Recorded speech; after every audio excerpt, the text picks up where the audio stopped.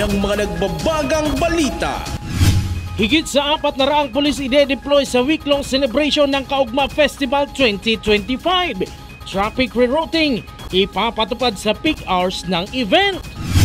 Wala nang buhay na pawikan, napadpad sa karagatang sakop ng Pasakaw.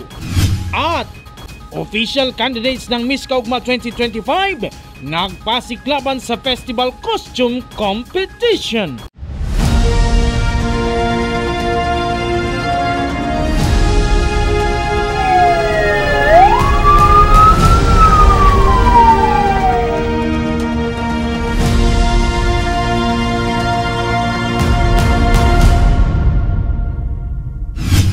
Magandang gabi. Narito ang mga may init na balita sa Camarines Sur. 400 police personnel ang ide-deploy ng Camarines Sur Police sa week-long celebration ng Kaugma Festival ngayong taon. Traffic rerouting ipapatupad tuwing peak hours. May ulat si John Amador. Today, opening na May 23 Kaugma Festival, the hottest festival in the world, true to its name.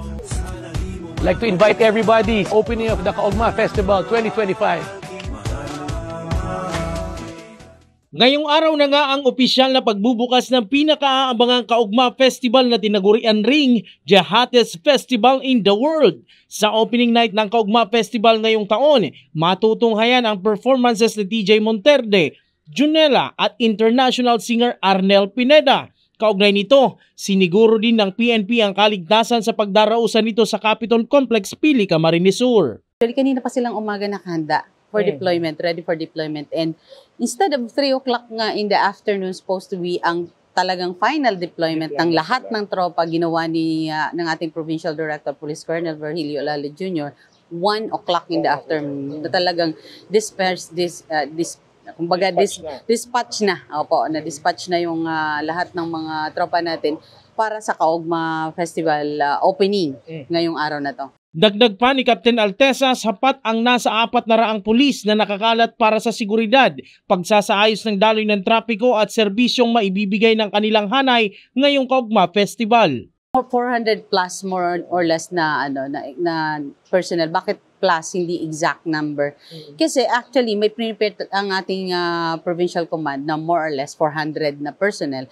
But meron pang naka-standby na mga augmentation forces from 1st PMFC, from 2nd PMFC, and from Naga CPO kung kinakailangan. At pati na rin ang ibang mga personnel sa mga karatig din ng mga police stations. Nauna na ang K9 unit natin and EOD team na magki-clear ng area. May ipapatupad ding traffic rerouting para sa malalaking sasakyan, lalo na tuwing peak hours.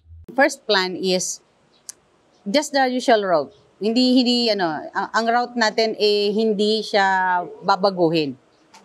Just allow the mga motorista na dumaan sa kalsada, sa usual nila na main road and sa mga highways papunta at palabas ng Naga City.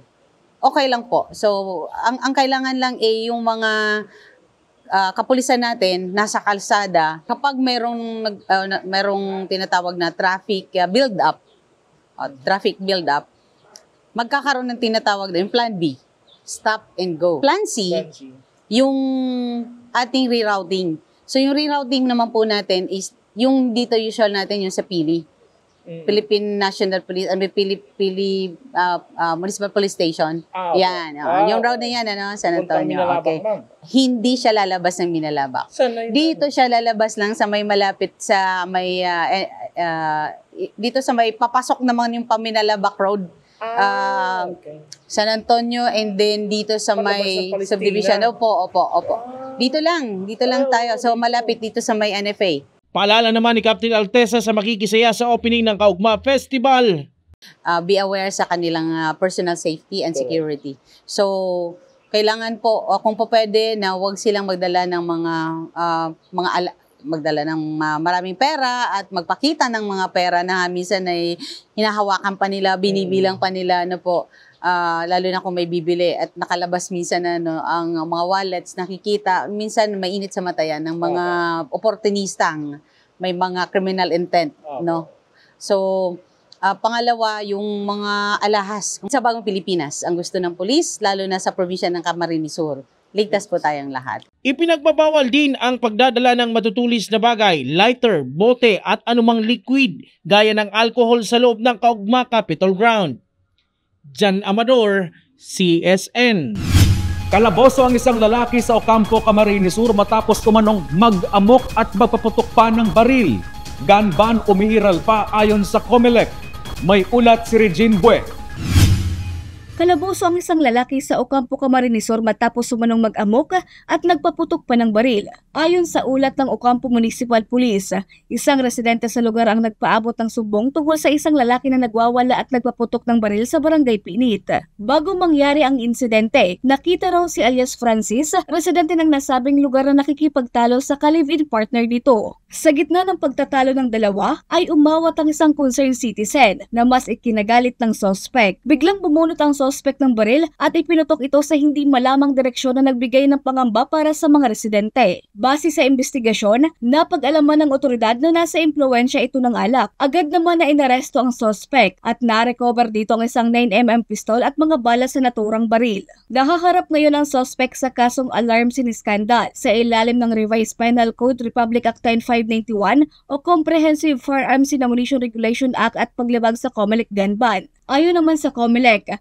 bagamat tapos na ang halalan, ipinapatupad at nakataas pa rin ang COMELEC gun ban dahil nasa election period pa raw ang bansa. Ito ay para maiwasan o mabawasan ang paggamit ng baril, lalong ngayon na mainit pa ang eleksyon at para maiwasan ang pagkakaroon ng dahas kung hindi pumabor sa kanila ang resulta ng eleksyon. Ito po ngayon sa coverage katong ito yung election period na po taong January 12 hanggang June 11. Ayan po si coverage katong gun ban alas anong na bulan para po bago mag-election maging peaceful po ang lugar. Tapos siyempre mag-election and post-election, after election kaya po ka ng implementation gun ban up to June 11. Samantala magtatagal ang COMELEC gun ban hanggang sa ika-11 ng Hunyo. Regine Bue, CSN. Pinag-community service ng isang barangay sa Pasakaw, Camarines Sur ang 4 na minor de edad matapos namanong lumabag sa curfew hours dahil sa paglalaro ng mobile games. Curfew hours sa lugar, pinaigting pa. May ulat si Eli Balbin.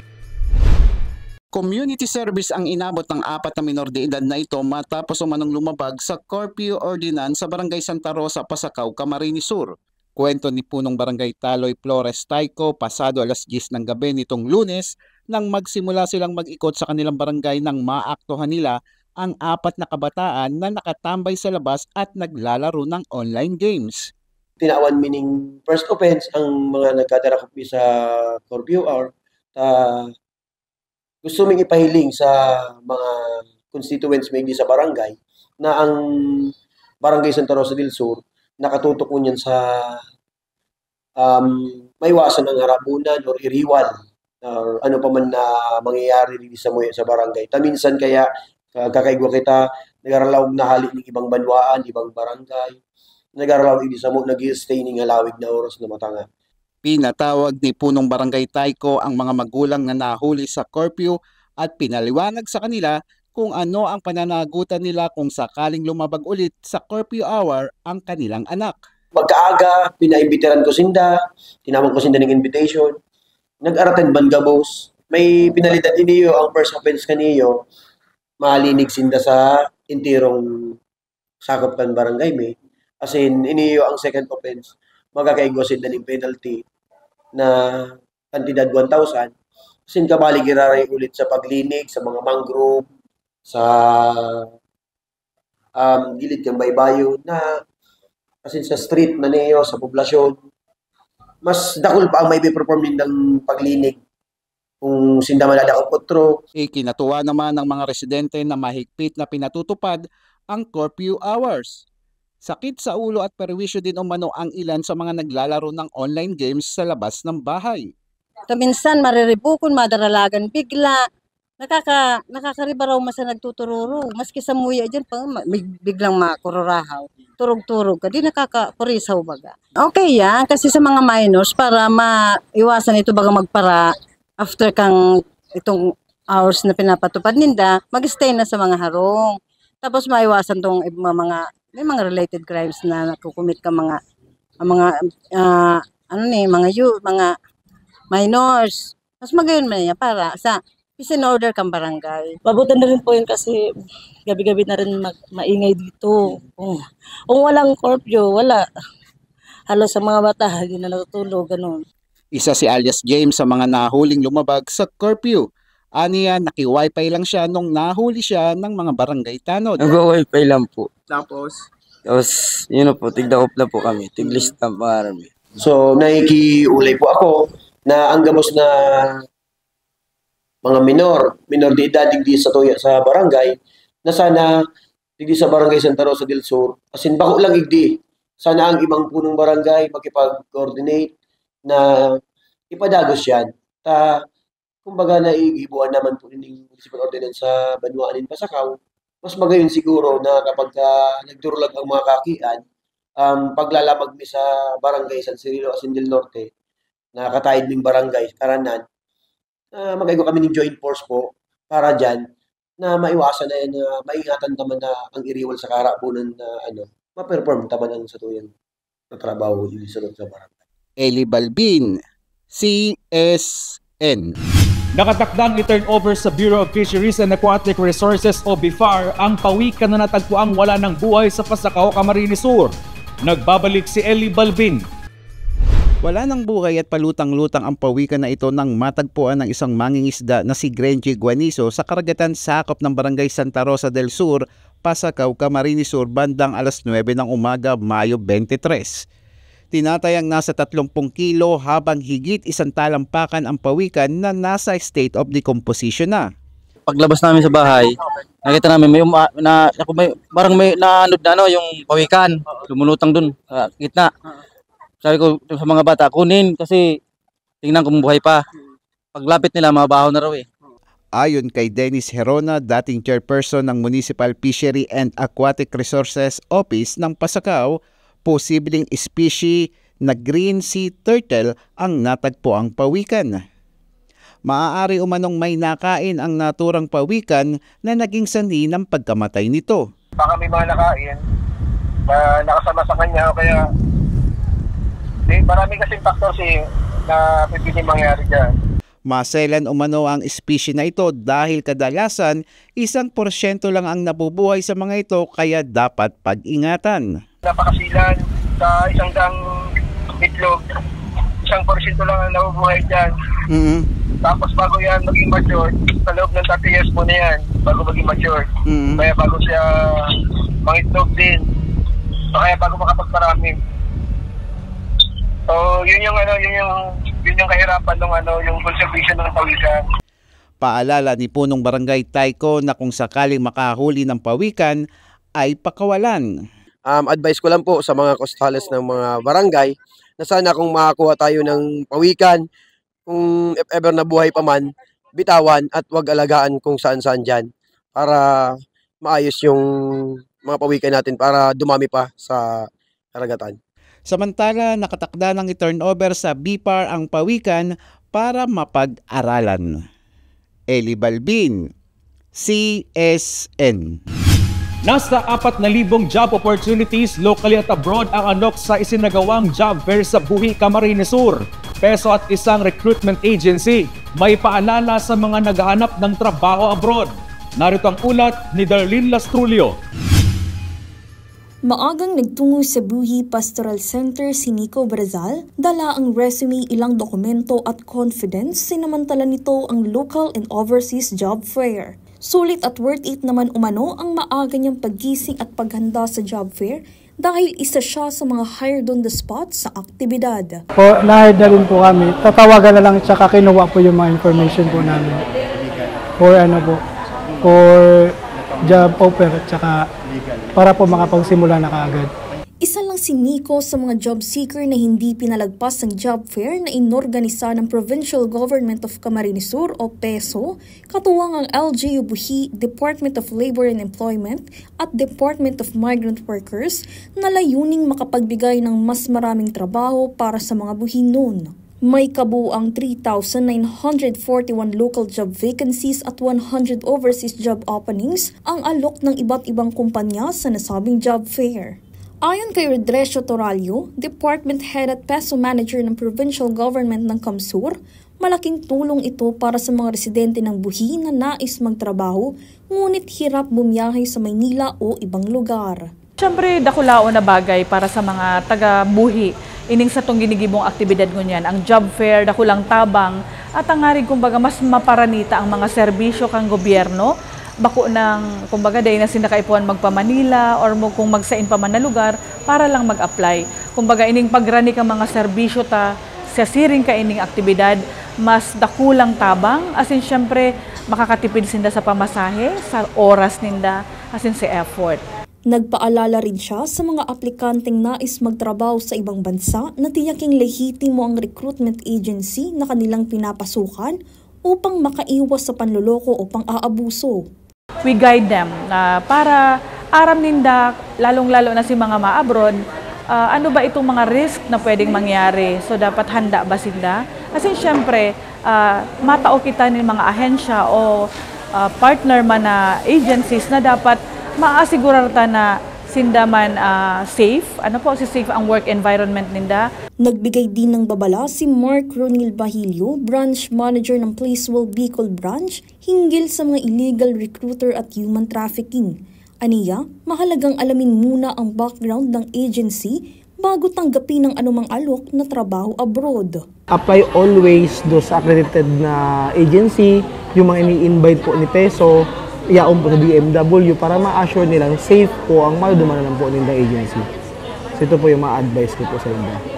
Maayos ang naging daloy ng job applications at may ilang aplikanteng na hired on the spot. Sa huli, nagpasalamat si Rodresio Toralio sa mga naging katuwang ng Peso sa matagumpay na job fair, kabilang sina Kong L. Ray Villafuerte, Gov. Luigi Villafuerte, Kong Migs Villafuerte, Mayor Lacoste at Buhi Peso Manager Mark Nazarea. Sa ngunyan, of course, maugma kita dahil nakapag-conducer kita as nakapag-assister dito sa LGU Buhi.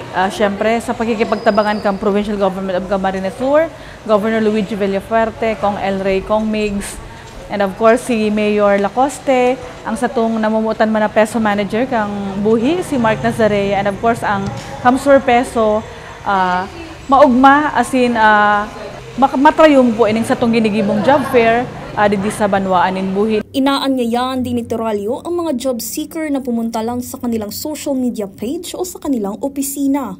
Ang pagpapatuloy ng local recruitment, job fairs at iba pa ay isa sa mga prioridad ng programa ng provincial government ng Kamsur sa ilalim ng pamumuno ni Governor Luigi Villafuerte na layuning mailapit at matulungang makahanap ng trabaho ang mga Kamarinense. Darlene Lastrulio, CSN. Epektibo na ngayong weekend ang inamendaang Motorcycle Crime Prevention Act, ngunit ilang motorcycle rider umaalma sa palugit ng LTO sa paglilipat ng ownership ng motorsiklo. Narito ang ulat ni John Amador. Kulang man naman ang 20 dias na para sa bagay na yan. Dapat igwasin ng konsiderasyon. Paano man palam si irak man ka mga kasaraditan. Ito ang naging reaksyon ng motorcycle rider na si Reynaldo na taon pang 2023 nang nakabili ng second-hand na motor matapos malaman na epektibo ngayong weekend ang pagpapatupad ng LTO sa inamyendaang Motorcycle Crime Prevention Act. Motorcycle pinagbili mo, karoon ng sale, dapat makareport ka sa LTO online or within 5 working days. If not online, nag-report ka sa online or pwede kang pumunta sa LTO within 5 working days, mai-report mo. Then yung transfer of ownership dapat within 20 days from the date of the sa deed of sale. Dapat ma-transfer yan sa LTO. Ibig sabihin sa loob ng 20 araw matapos ang pagbebenta ng orihinal na may-ari ng motor, dapat ay may i-transfer na ang ownership ng motor sa second owner. Yung 20 days kasi, dapat with complete documents ka na. Kaya siguro binigyan ng 20 days kasi meron pa tayong HPG. May deed of sale, HPG, the original ORCR, dapat kompleto yun, isasabit nyo sa LTO para ma-effect yung transfer. Within 20 days yun. Maray maraot yan dahil paano pa lang kung sinabakalang kang nabakalang kang motor, mayo digdi. Halimbawa nag-abroad o gadana o anong proseso kaya ang magigibon ninda dyan? Yeah. Patatawan daw ninda yan ng pagi para masa nakabakal. O dumanon, siyempre para maiwasan yan sa mga krimen baga, kadakli bagang niya na ginagamit na motor, ginagamit sa getaway, riding in tandem. 5,000 pesos ang penalty sa mahuhuli na hindi nagkukumply sa inamendahang batas. Subalit sa ngayon, ayon sa LTO, hinihintay pa nila ang IRR o Implementing Rules and Regulations sa pagpapatupad nito. May penalty rin sila kung hindi sila makapagsabit. For failure of the dealer or owner, na mayroon yan fine of 5,000. Yun ang kwan dyan. Pero, however, this, itong issue ito kasi, itong Republic Act 11-2209, 2209, tama? Ano lang yan? 12-209. Hintayin pa rin natin ang IRR nito. Sa ngayon, may publication pa nga yan na 15 days, then lalabas yung implementing rules and regulations dito. Ngayon, pag lumabas na yan, syempre, may effect na to. Kaya lang, this is an advance information din para sa mga nagpabili. Isa muya, dakula talagang kaulangan yan. Tainot na inot, dahil man ni aram na mangyayari ining bagay na ni. Ngunyan lang. Ngunyan lang. Sa nilagdaan ni Pangulong Marcos Jr. na RA 12209 na nag-aamyenda sa Motorcycle Crime Prevention Act, may 5 araw ang dating may-ari para i-report ang bentahan sa LTO at 20 working days naman ang bagong may-ari para malipat ang rehistro. Jan Amador, CSN.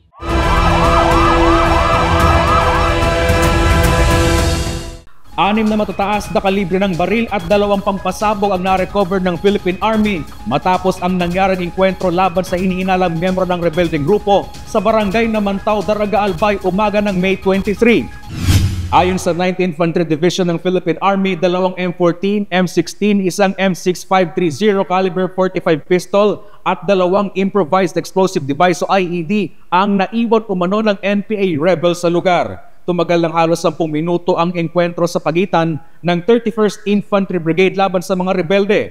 Wala namang nasaktan sa hanay ng kasundaluhan habang inaalam pa kung may nasugatan o nasawi sa mga rebelde. Samantala patuloy ang isinasagawang clearing operations ng mga sundalo sa lugar habang nananawagan naman ang pamunuan ng 9th Infantry Division sa mga rebelde na magbalik loob na sa pamahalaan at itigil na ang kanilang mga gawaing nagdudulot ng takot at kaguluhan sa mga komunidad. Abot sa 300,000 pesos ng hinihinalang shabu ang na-recover sa isang tulak ng illegal na droga sa Masbate City. Isa pang tulak ng pinagbabawal na gamot sa Tigaon, Camarines Sur. Arestado rin. May ulat si Regine Bue.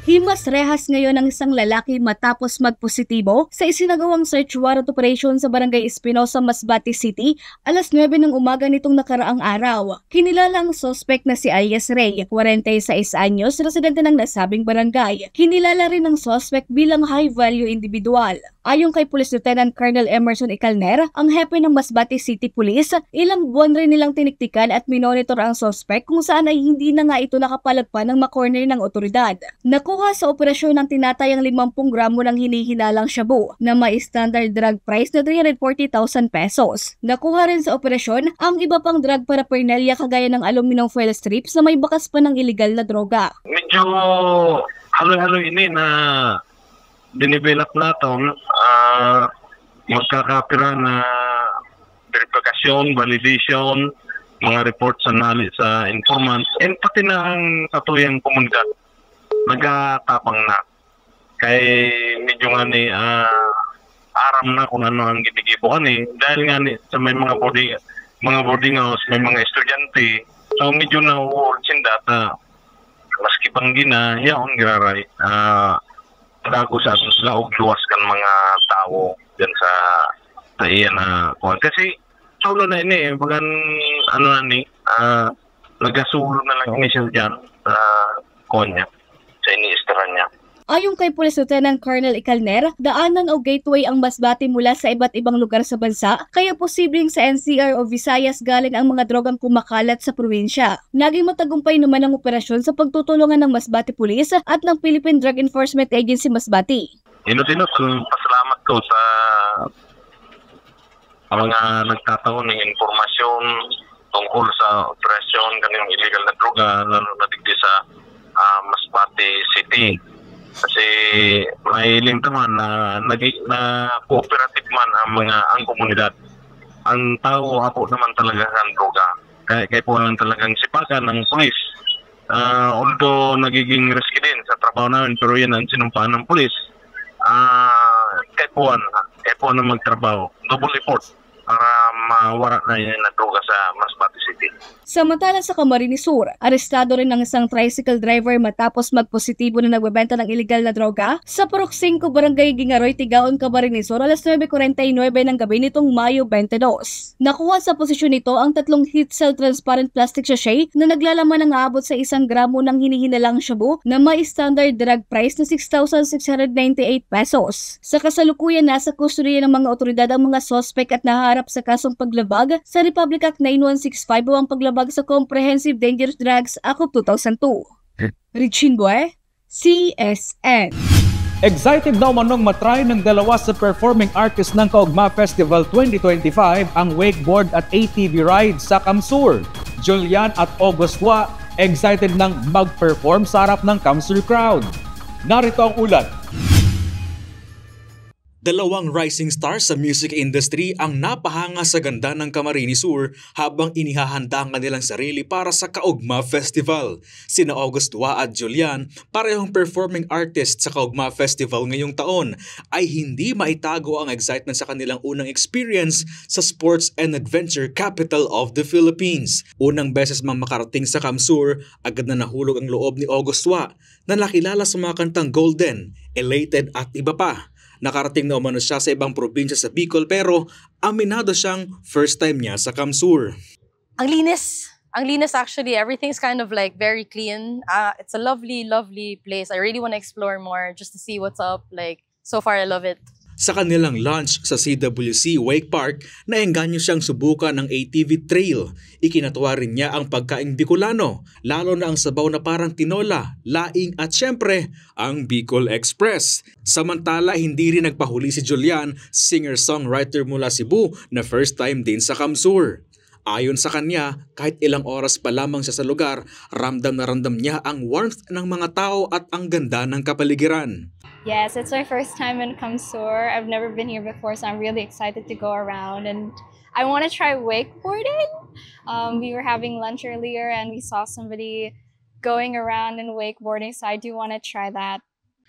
Naging interesado rin siya sa wakeboarding matapos makakita ng mga sumubok nito sa wake park habang sila ay kumakain. Balak din niyang tikman ang sikat na kinalas, isang lokal na pagkain sa Kamsur. Tila hindi rin siya makapaghintay sa kanyang sariling performance sa Kaugma Festival bukas. I'm playing tomorrow in Kaugma Festival, May 24th.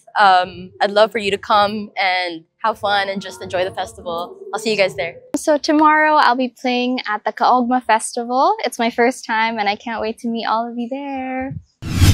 Habang nalalapit ang Grand Coronation Night, lalong umiinit ang kompetisyon sa Miss Kaugma Festival 2025. Official candidates ng Kaugma ngayong taon nagpasiklaban sa festival costume competition.